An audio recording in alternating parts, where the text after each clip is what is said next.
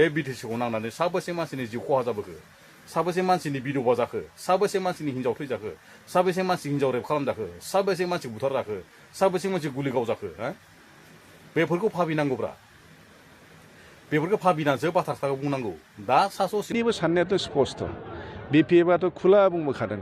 6 जनगोष्ठीनो tribal होनांगौ जोंहा माने आपत्तिया बेल' जे थाखानाय एसटिया जेबो खहा जानो मोना बेखौ गोदो गोदायनिफ्रायनो बुंनाय दिनैसिम मेलेमजिबि बिथांमोना ससियेल मिडियायाव माने 6टा जनगोष्ठीनो एसटि होनायाव जेबो खहा जानो थाङा होननानै बारे बारे बेयाव बुंबाय थानायखौ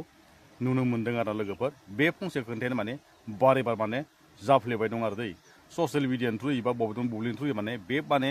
फंनैसो बाथ्राखौ माने जा 6टा जनगोष्ठीनो एसटि होयोब्ला जेबो खहा जानो थाङा आरो जोंहा बै सिगां 2026 मायथाइयाव माने एसटिनि जिखुनु एनअसि लिरना हरनायावबो माने बिदि माने खहा जाया होननानै लिरना हरदों होननानै बेले बेजे माने बानसलायबाय थानायखौ नुनो मोन्दों आरो लोगोफोर ससे क्लिप भिडिअ नोंथांमोना नायलांग्रोबा मिथिगोन थ'थ' भिडिअ ससे क्लिप भिडिअखौ माबायदि बाथ्रा बुंदों नोंथांमोना खोनासंग्रोना लादो साननायाथ' स्पष्ट बिपिएफआथ' खुला बुंबोखादों 6 जनगोष्ठीनो ट्राइबेल होनांगौ जोंहा माने आपत्तिया बेल' जे थाखानाय एसटिया जेबो खहा जानो मोना बेखौ गोदो गोदायनिफ्रायनो बुंनाय आरो माने बिपिएफ सरकार हिसाबै 2016 जि मोनसे एनअसि हरदों बेयावबो स्पष्ट आरो जोंबो मालाबा बिधान सभायाव माजे माजे बाथ्रा बुङो बेहायबो स्पष्टखा 6 जनगोष्ठीखौ जों बांद्राय बुंबावा जोंनि बिटिसिआव राजबंशी आरो आदिबासिफोर दङ बिथांमोननो हो खिन्थु थाखानायफ्रा माने एसेबो खहा जानो मोना जेबो माने 0% बा 1%बो जेबो खहा जानो मोना जों बेखौ सानफ्रामबो बुंबाय थाखादों दा बिथांमोननि बुंनायाबोथ' बे एखेयानो फरायसाफोरनि बुंनाय मथेबा जे नोंथांमोना बादा होनांगौ नाथाय बादा होयाखै होननानै बिथांमोना डिमान्ड खालामो बादा होनाय लेभेलसिमथ' सफैयाखैना दाख्लै जिहेतु बेखौ जास्ट एसेम्ब्लियाव लेल'सो खालामदों ले खालामनायनि उनावहाय बिनि सायाव डिसकासन जागोन बा बेहायनो बेबायदिनो अनेक थांगोन रायलायहैगोन दा जोंनि बिटिसि सरकारनिथ' दाबो रायलायाखैनो आरो बेयाव रोखा रोखा लिरनाय दङ बिटिसिनि एनअसि नङाब्ला बा 6 सिडुलनि एनअसि नङाब्ला बेखौ खालामनो हाया दा बे जेनेबा बोखावजायै गवालपारा जिल्लायाव माने एसटि प्लेनखौ होनो नागिरदों आरो बे माने एकदम गाहायै जोंनि बिटिसि ना बेयावबोथ' जोंनि बिटिसि सरकारनिफ्राय स्पष्टखा जोङो खहा जानायखौ जों होआनखादोंना जुदि बेवहाय खहा जायोब्ला जों बेखौ मानो होनो नाथाय गोरों गोरा आरो मेलेमजिबि बिथांमोना बुंदों एसटिखौ होयोब्ला खहाया जाखागोन दा बिनि थाखाय सरकारा मानो एनअसिखौ होखोनानै बिथांमोना दासिमबोथ' एनअसि होआखैना एनअसिया बै समाव मा रोखोमनि बेयावथ' फुरा लिरखादों खहा जानो मोना होननानै ओरैबायदि लासिं सिं माने लोगोफोर नोंथांनाथ' भिडिअखौ नुखांखाबाय जानो हागौ ओरैबायदि लासिं सिं माने जों ससियेल मिडिया बिदिबायदि बाथ्रा बुंबाय थानायखौ जों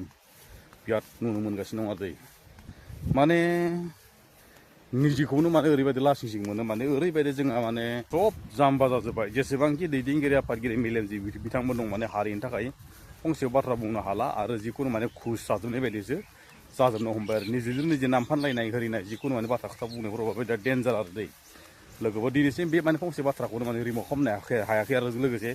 राजा लामा होनायाव जेबो माने हेल्प गैया जोंनि बर' रायजो राजाफ्रा मा बुंबावनो आरोना लोगोफोर बुंबाय थाबाथाय गाज्रिसो मोनो दा मा बुंबावगोन दा बिथांमोना जिखुनु बिसोर जिबायदि मेलेमजिबि बिथांमोना बुंनोसो नांगौबा 6टा जनगोष्ठीनो एसटि होनायाव जा जेबो खहा जानो थाङा बा जिखुनु माबा होबाय थागोन होननानै बुंनो नाङा माने जोंहा बेफोरबायदिखौ माने होबथानोसो नांगौ आरो ना जेसेबांखि मेलेमजिबि बिथांमोन दङ जिखुनु माने हारिनि थाखाय नांनो थाखाय गोसो गैया बेफोर मानसिफोरासो माने बेफोरबायदि बाथ्राखौ बुंबाय दं आरो दै जिखुनु नोंसोरो दिनैसिम बिबानाव दं होननानै 6टा जनगोष्ठीनो एसटि होनो थांनायाव जेबो जा खहा जानो थाङा बा जेबो खहा जाया होननानै नोंसोर बबे एंगोलजों नायनानै बा बबे एंगोलखौ नायनानै नोंसोर जेबो खहा जाया होननानै मिथिगो बा बै 6टा जनगोष्ठीनि जिखुनु माने 6टा जनगोष्ठीनि बै माने माबानाया सरकारा बेलेग जागोन नामा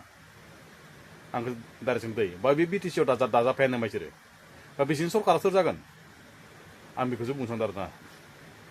बै 6टा जनगोष्ठीनिया होमबा एक्सट्रायै बिसोरनो स्टेट होनाय बायदि बा बिसोरनो माने मोनसे माने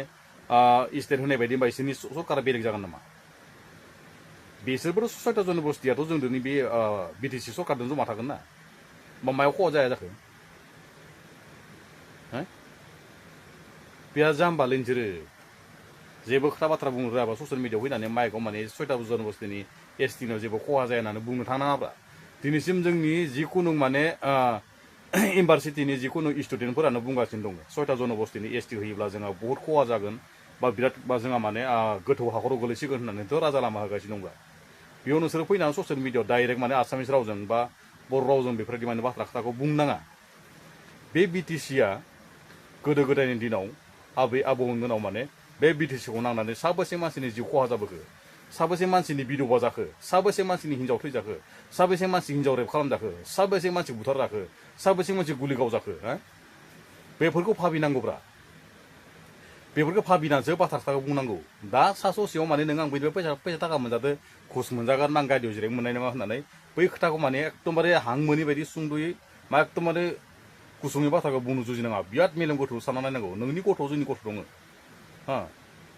बेफोरबायदि नङाना लोगोफोर दिनै भिडिअखौ आं सोंबो लोगोफोर आंनि बुंनायफ्रा गोरोन्थि जादों आंखौ निस्सय बर' हारिनि फिसानानै गोरोन्थि थाखाय निमाहा होगोन मिथिना लोगोफोर बर' हारि जिउ